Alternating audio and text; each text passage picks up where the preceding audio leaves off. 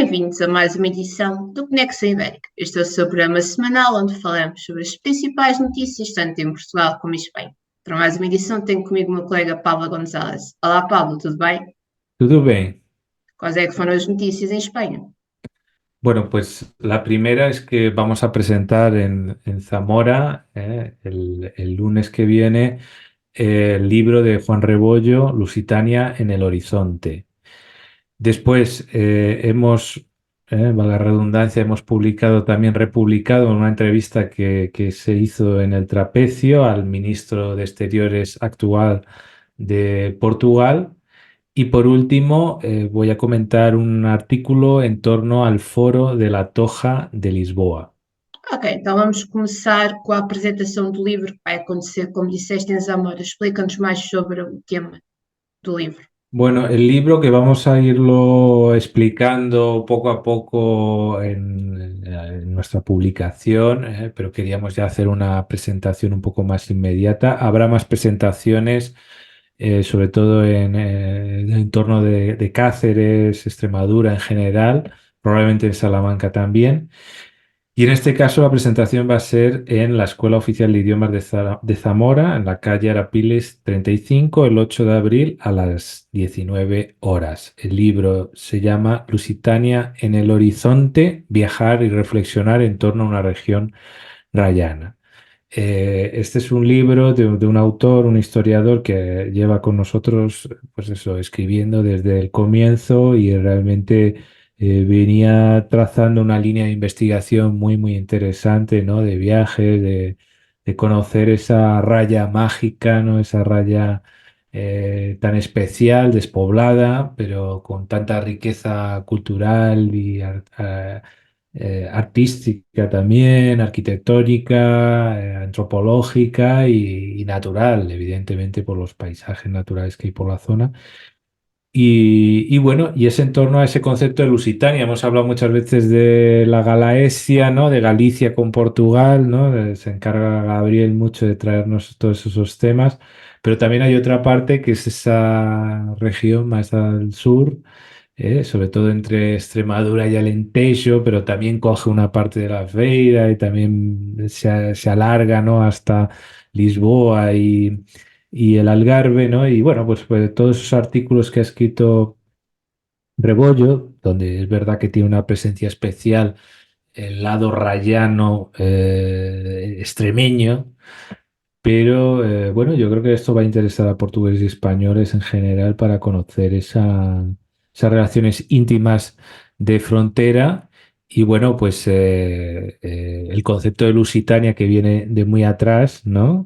Viene antes de la existencia de los estados-nación de España y Portugal.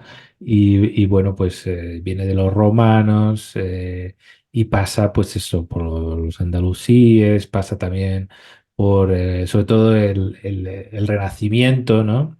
La relación con Portugal, la división que se produce en esa zona que era el antiguo reino de León. Y bueno, pues se intenta recuperar ese término de Lusitania un poco para superar esas relaciones que estuvieron más unidas en el pasado y que poco a poco pues se va reduciendo esa separación y vuelve otra vez a tener esas relaciones históricas, ¿no?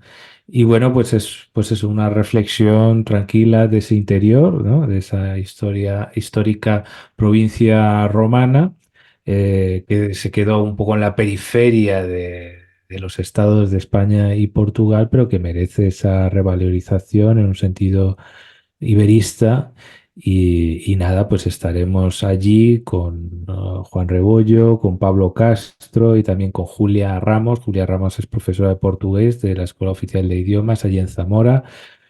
Y bueno, estaremos también acompañados de Carlos Funcia, que nos está ayudando mucho a la hora de organizar este evento y también de presentar el trapecio en general a autoridades y a la sociedad civil allí, que aprovecharemos, claro, ese 8 de abril para tener contacto con la Diputación, con el Ayuntamiento y con todas las instancias posibles. Así que, pues bueno, allí estaremos. Quien quiera asistir de nuestros lectores, pues allí nos encontraremos en Zamora el 8 de abril a las 7. Fica combinado, então, dia 8 de abril. Mas antes, hoje, dia 2, toma posse no governo de Portugal com o nosso novo ministro dos Negócios Estrangeiros, Paulo Rangel, que tem uma longa história com a Espanha, que também deu já uma entrevista ao Trapézio. Conta-nos mais. Bueno, esto es interesante porque nada más empezar el 2020 se hizo una entrevista, el trapecio la hizo la periodista Sofía Martín Santos y bueno, él ya se comenta en la entrevista que en 2004 ya defendió una idea del Iberolux, ¿vale? Porque cuando estábamos haciendo esto es que acaba de salir aquella idea del alcalde de Oporto, Rui Moreira, de el Iberolux, ¿no? Y se dijo aquello del mercado eléctrico de electricidad, que después surgió esta idea también, ¿no? Se volvió a recuperar, ¿no? Con el tema de la excepción ibérica, ¿no? Un modelo más regulado de ese mercado ibérico que ya existía antes, ¿no?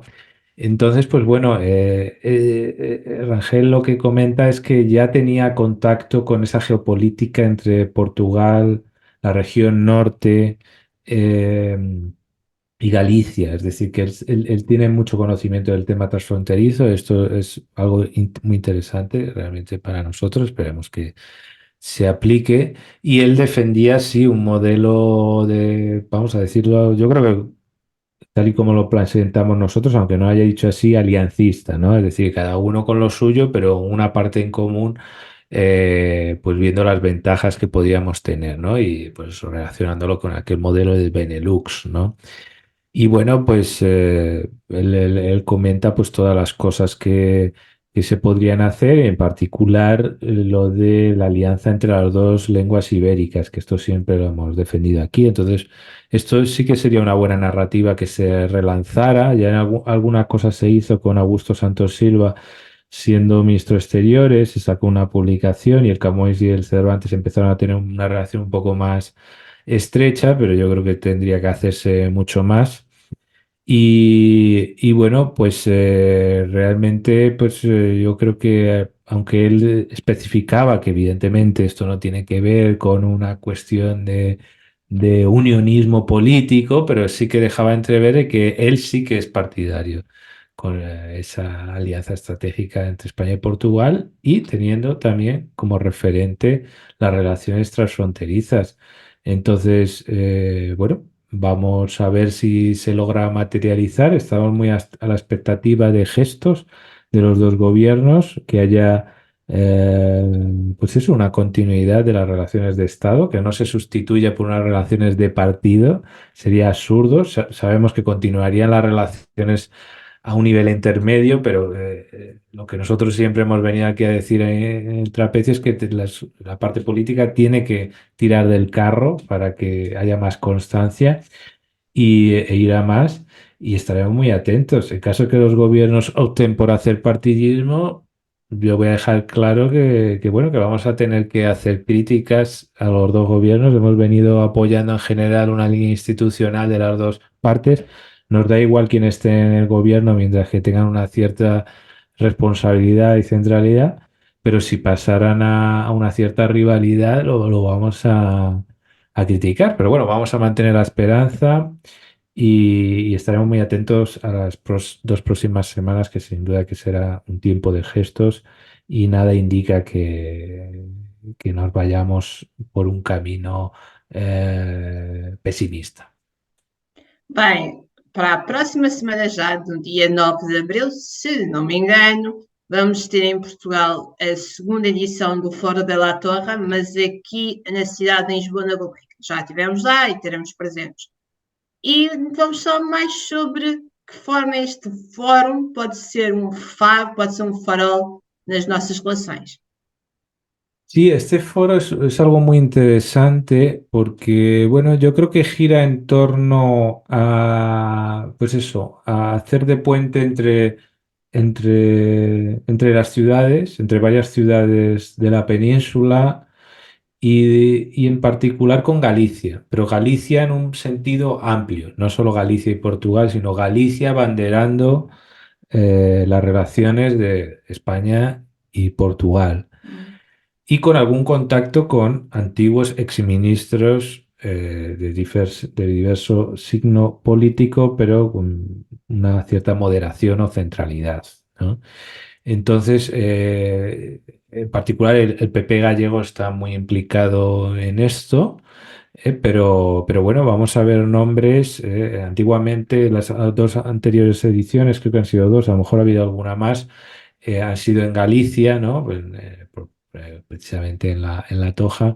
Y bueno, pues van a estar presentes en este caso en la Fundación Calouste Gulbenkian el 9 de abril, como has dicho, justamente con los 50 años de la Revolución de los Claveles, pues va a estar Marcelo, Rebelo de Sousa, va a estar Augusto Santos Silva, que va a ser como una despedida también, pues va a estar Essa también despedida. Antonio Costa y bueno, va a ser una despedida ya con el nuevo gobierno, ¿no? Vamos a ver cómo se articula todo eso, ¿no? Imagino que ha sido un poco sobrevenido todo.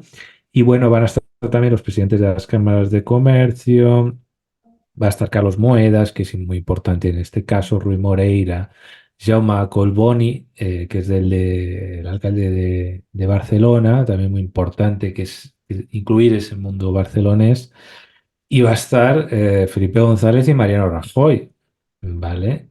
También Francisco Pinto y Antonio Costa, o sea que no es poca cosa. Y también la ministra de Defensa, Margarita Robles, o sea que va a estar, por así decirlo, del corazón de ambos estados, va a estar presente ahí y sin duda, pues oye, pues es como una especie de lobby ibérico, ¿no? Para mantener las buenas relaciones y seguramente esto también facilite mucho como un punto de unión entre los dos gobiernos que a lo mejor inician aparentemente un poco más distantes, pero que entre la estructura de los dos estados y de los intereses de los dos estados, pues siempre hay una comunicación y a lo mejor este espacio sea el más visible como un vaso comunicante de esos intereses generales y estaremos muy atentos a lo que allí se diga que sin duda yo creo que va en el sentido que nosotros también planteamos aquí en el trapecio. Bueno, hasta aquí mis tres temas. ¿Cuáles han sido los tuyos? Bem, começamos com a política portuguesa, com a eleição de um Presidente da Assembleia da República e de um novo governo. Passamos para a maior central solar da Europa, que deverá ficar em Portugal. E terminamos do porquê de Portugal e Espanha terem uma hora tão diversa. Bueno, cuando estamos grabando esto es justo el día que entra el nuevo gobierno. Evidentemente, cuando salga ya habrá un nuevo gobierno, habrá toda una serie de performance que ya habrán podido ver nuestros lectores, pero bueno, vamos a hacer un balance un poco de cómo ha sido estos últimos días y cómo se está dando, ¿no? Estas sorpresas, ¿no? Pero al final sí que se están reconduciendo las cosas de alguna manera con el nuevo gobierno y el nuevo parlamento. Exato. Então, vamos começar com os episódios anteriores da política portuguesa. Tivemos a eleição de 4 deputados pelos círculos eleitorais do exterior, tanto da Europa como fora da Europa. Então, avançando para a atualidade, tivemos há alguns dias a tomada de posse de um novo Parlamento português e, como sempre, temos de ter a eleição de um presidente. Só que esta eleição foi tudo menos pacífica e muitos apelidam que foi o início deste House of Cards versão lusitânia, ou versão Tuga. Bem, José Pedro Aguiar Branco, ligado ao PSD, demorou 4 eleições, 4 rondas para poder ser eleito, isto porque havia um bloqueio das forças ligadas não só à esquerda, mas também especialmente ao partido político Chega, que é a terceira força política em Portugal, e este impasse foi só conseguido com um acordo entre PS e PSD, que vão dividir então este cargo, que é a segunda maior figura do Estado português, ficando apenas atrás de Marcelo Rebelo de Sousa, entre si. José Pedro Aguiar Branco, do PSD, vai ser Presidente da Assembleia da República nestes 2 primeiros anos. Os 2 últimos anos da legislativa vai ser entregue a uma figura ligada ao PSD, muito provavelmente Francisco Assis, que foi tudo quem teve esta ideia deste Parlamento Português versão europeia, mas Francisco Assis não se comprometeu com ser ele a ficar neste cargo. Então, depois de um presidente eleito, algo que fez correr muita tinta, como se foi visto nestes 2 dias de eleições, vamos andar mais uns diazinhos à frente e tivemos o anúncio deste novo governo, liderado por Luís Montenegro, o 16º governo de Portugal Democrático. Não podemos esquecer que já estamos em abril, o mês dos 50 anos da Revolução. Então, temos 17 novos ministros, temos um novo ministério, o Ministério da Juventude, temos 4 ministros que foram eurodeputados, 4 ministros que vêm de Bruxelas, vão ficar com pastas tão diversas como a da Agricultura ou dos Negócios Estrangeiros, mas já chegamos a Paulo Rangel, e temos neste governo muito ligado ao PSD, à força dominante da AD, temos um ministro da Defesa, Nuno Melo, que é do CDS-PP, o CDS que fazia parte da AD volta a ter a pasta da defesa depois de Paulo Portas. Nuno Melo, que também veio de Bruxelas, tem a particularidade dele próprio se apresentar como monárquico. Ou seja, vamos ter um ministro com ligações monárquicas neste governo de direita. Bem, mas temos Luís Montenegro como primeiro-ministro. Como segunda figura deste governo, temos Paulo Rangel, que já falámos um pouco dele. Paulo Rangel vai ficar com o diploma, com a pasta dos negócios estrangeiros, bastante importante. Durante toda a história de Portugal foi bastante importante a forma como Portugal faz uma espécie de soft power, tentar criar pontes. Pontes estas que Portugal vai ter também que reforçar com a Espanha, depois do seu trabalho como eurodeputado, ter tentado abalar um pouco as pontes, não com a Espanha, mas mais com o PSOE. Então, não só devido à questão do indulto para os independentistas catalães, que Rangel questionou mesmo no Parlamento Europeu, com ligações a Putin, e Rangel também participou nas manifestações que existiram na Praça Colón, ao lado de figuras como Feijóo ou como Díaz Ayuso, quando foi questionado o porquê de o PP ter ganho as eleições, mas ser o PSOE a fazer governo. Agora, com Rangel como Ministro dos Negócios Estrangeiros de Portugal, iremos ver se ele vai continuar com esta visão que ele teve como eurodeputado ou vai tentar acalmar um pouco mais as águas, já que Portugal tem que fazer ligações não com partidos políticos, mas sim com governos. E hoje, dia 2 de abril, toma posse um novo governo, que será o terceiro governo com o maior número de mulheres em pastas ministeriais, vão ser 7, é o terceiro maior governo, mas não fica só atrás, perto só para os governos de António Costa como o mais bonito. Ujú. Muy bien, pues vamos a estar atentos mucho a estos primeros pasos del nuevo gobierno portugués, al que deseamos mucho acierto.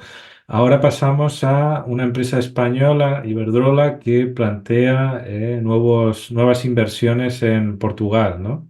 Exato, então a Iberdrola tem cerca de 800 milhões de euros para gastar em Portugal numa central solar que deverá ser a maior da Europa, a quinta maior do mundo, vai ficar na zona de Santiago do Cacém, que é uma zona em Portugal conhecida, fica perto de Sines, fica perto de um sítio arqueológico que remonta ao período romano, também bastante importante. Esta central vai ter uma capacidade, caso entre em funcionamento em 2025, digo caso porque está a ser contestado em tribunal devido aos impactos ambientais que pode ter.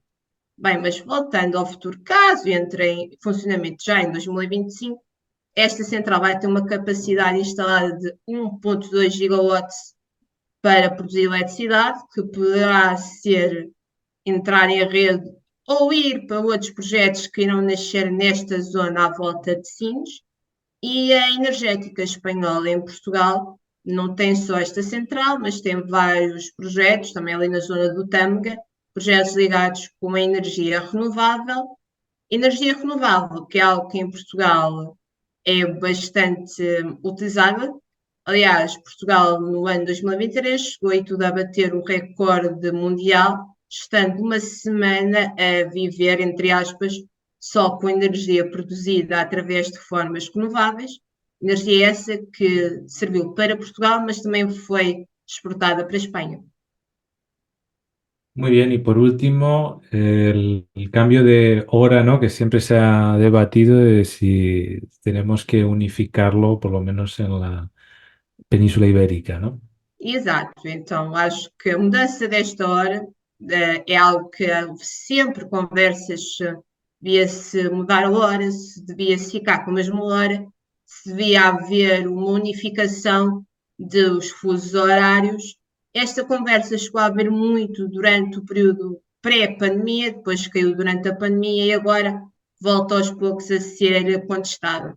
Isto, então, vamos ficar então no território ibérico. Temos 2 horas completamente diferentes, no caso de Espanha, 1 hora a mais, mas estivemos na zona da fronteira, vou dar o exemplo de duas localidades. Barrancos, no lado português, Ensina Sol, no lado espanhol, são duas localidades que ficam a 4, 5 quilómetros uma da outra. Em 5 quilómetros, 5 quilómetros é alguma diferença que existe dentro de uma grande cidade ou dentro de um concelho, mas que aqui neste caso separa dois países também tem 2 horas diferentes, algo que é contestado ainda mais ali na zona da fronteira do porquê de não haver uma união horária entre Portugal e Espanha.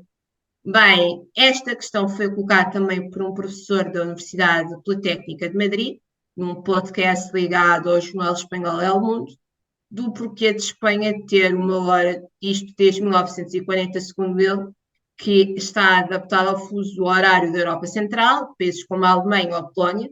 Ele dizia tudo que foi uma espécie de agrado de frango à Alemanha nazi, o porquê de Espanha ter a mesma hora, sei lá, da Polónia, e não de Portugal, que fica ali ao lado, e até usou o exemplo que, no caso português, temos a mesma hora de Londres ou a mesma hora de Angola. No caso de Angola, foi por ser uma antiga colónia portuguesa. Bem, este professor universitário disse que, pronto, para além de haver assim uma maior aproximação a Lisboa, caso houvesse esta mudança de hora, também íamos estar mais virados para um horário solar para aproveitar ao máximo o número de horas de sol que temos neste período, especialmente no verão e no território ibérico. Mas esta é uma questão que sempre houve e sempre haverá, se deve-se ou não se deve mudar a hora. Sí, siempre hay debates, ¿no? Y depende cómo priorices el sol, si prefieres el sol de temprano o prefieres el sol tarde, porque también hay gente que le gusta que haya sol, como ocurre en Galicia, que hay momentos que creo que son las casi las 12 de la noche y hay todavía algo de sol, o sea, en algún momento, Às ¿no? 9 da noite é quando o sol se mete no verão, mais ou menos aqui, 9, 9:30 da noite. Yo creo que llega, a lo mejor no tanto a las 12, a lo mejor a las 11 puede llegar en algún caso. Aquí yo creo que sí que llega a las 10. Eh, pero bueno, más allá de eso, porque a veces se alarga, la gente después se acuesta tarde, duerme pocas horas. Hay varios debates y sobre la energía también hay varios debates y también sobre qué tramos del día es más barato la energía y no sé qué. Pero bueno, unificar, yo digo, unificar se puede unificar de las dos formas, o hacia un lado o hacia otro. Eso ya Exato. cada uno podrá decir. Es verdad que las noches viejas de la raya, la ventaja que tiene es que pueden celebrarlo dos veces, ¿no? Esa es la única. Después en el día a día tienen que tener más paciencia de la media, porque muchas veces si organizan reuniones de un lado y del otro, llega alguno tarde o Chega llega sempre ao antes. tarde. Y estas cosas ya me han pasado a mí, o sea que imagínate todo el jaleo, que si el cambio de hora en los móviles hoy en día que casi a veces es automático, a veces no, y es un jaleo para llevar el control, ¿no? Pero sí, a nivel general lo lógico sería que la península ibérica tuviera un horario o incluso que la parte central de España lo tuviera igual que la de Que Portugal, a lo Portugal. mejor el Mediterráneo, pero bueno, ahí eso ya sería otros problemas que yo creo que No mejor caso ni português, está reabrir. alinhado à hora do meridiano de Greenwich, ou seja, à hora de Claro. Londres, vendo de cima para baixo. No caso deste professor catedrático de espanhol, foi o porquê de não se fazer, já que ficamos, a bem dizer, na mesma linha, o caso de espanhol não ir ao horário de Londres, mas ir ao horário tipo, de Berlim. E ele diz que tem aqui, Sí, neste caso, sí, um fundo histórico. claro, claro. Otro es hacerlo hasta Zaragoza, ¿no? Más o menos el hacer un horario, pero bueno, yo creo que en general el tamaño, por el tamaño del país debe ser uno y el tamaño de la península también debería ser uno. Y bueno, yo aquí de Madrid sí que tengo la ventaja de que cuando cojo un avión de aquí para allá, pues llegas a la misma hora que sales. Exato. Eso sí, el inconveniente es que al venir para acá llegar 2 horas, tardas una hora más por el Pois. cambio de horario, ¿no? Y al final del día se te hace tarde. Todo Eu, tiene sus no meu caso, cá ventajas, em Portugal, inconvenientes. temos um horário diferente nos Açores e eu admito que quando era criança, porque falava sempre, esqueçam uma hora a menos nos Açores, fazia uma confusão enorme o porquê de, em Portugal continental, ser tipo às 11 da noite e nos Açores ser às 10 e o país era o mesmo e o porquê de haver uma hora diferente era Sí, algo que me fazia sí, sí, muita sí. confusão. No, no, y en Canarias es una hora menos, que están todo el rato en la radio, una hora menos en Canarias, una hora menos en Canarias. También Exato, eso unificaríamos el horario con Canarias, eso también sería interesante probablemente.